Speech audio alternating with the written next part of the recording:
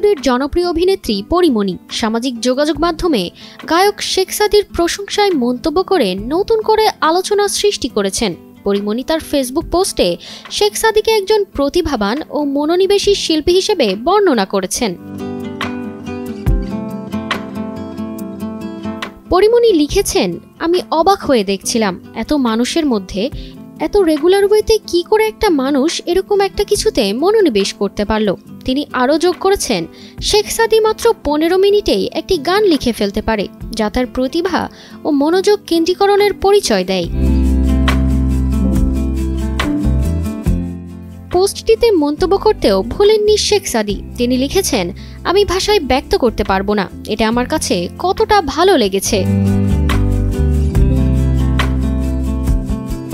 শেখ সাদির ললনা সহ একাধিক জনপ্রিয় গানের মাধ্যমে সঙ্গীত জগতে নিজের একটা স্বতন্ত্র পরিচয় তৈরি করেছেন। রোমান্টিক, আধুনিক, বিরহ এবং অন্যান্য বিভিন্ন ধাঁচের গান গেয়ে তার কণ্ঠে এক আলাদা স্বাদ নিয়ে এসেছেন তিনি।